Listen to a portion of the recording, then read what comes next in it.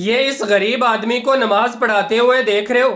دنیا کے کسی مذہب میں، چاہے وہ ہندو ہوں، کافر ہوں، عیسائی ہوں، یہودی ہوں، چاہے مندر ہوں، گردوارے ہوں، گرجا گھر ہوں، کسی غریب کو اندر جانا تو دور کی بات ہے، قریب بھی جانے نہیں دیا جاتا۔ صرف طاقتور لوگ، امیر لوگ، بڑے لوگ ہی جا سکتے ہیں۔ لیکن قربان جاؤں میں اس اسلام پر، قربان جاؤں محمد الرسول اللہ صلی اللہ علیہ وسلم کے اس پیارے دین پر، اسلام پر، اس شریعت پر، کہ جس نے سارے انسانوں کو برابر کر دیا، کوئی بڑا نہیں، کوئی چھوٹا نہیں۔ ہاں، تقوی کے لحاظ سے، عبادت اور نیکیوں کے لحاظ سے اللہ کے ہاں کسی کا مقام اور مرتبہ بڑا ہو سکتا ہے، لیکن انسانوں کے سامنے کوئی بڑا کوئی چھوٹا نہیں ہے۔ یہ سعودی عرب کے اندر بلدیہ میں یعنی میونسپلٹی میں کام کرنے والا ایک آدمی جو سڑک کے اوپر کوڑا کچرا جمع کرتا ہے، روڈ صاف کرتا ہے، لیکن جب وہ آگے کھڑا ہوا نماز پڑھانے کے لیے تو کیا مجال ہے کسی کی کوئی اسے آگے سے پیچھے، پیچھے سے آگے کرے؟ یہ سعودی عرب کی پولیس، یہ سعودی لوگ کتنے بڑے خاندانی لوگ، بادشاہ لوگ ہیں، لیکن اسلام کے اندر جتنا مرضی کوئی بڑا بادشاہ ہو، ایک غریب آدمی،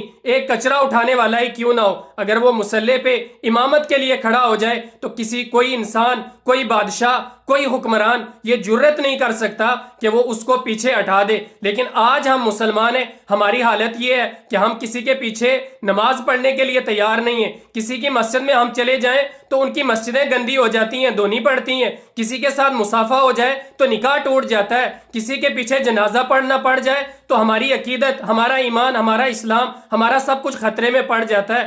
ہماری حالت آج یہ ہے، لیکن دین اسلام، اصلی اسلام، سچا اسلام، میرے نبی محمد رسول اللہ صلی اللہ علیہ وسلم کا صحیح اسلام ایسا نہیں ہے۔ اس میں سارے انسان برابر ہیں، سارے لوگ برابر ہیں۔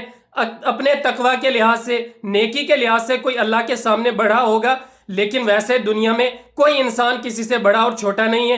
کسی کے پیچھے بھی نماز، کسی کو بھی مصافحہ اور یہ ساری چیزیں ہو سکتی ہیں۔ پتہ نہیں ہم آج کون سے مسلمان ہیں، کیسے مسلمان ہیں، اللہ ہی بہتر جانتا ہے۔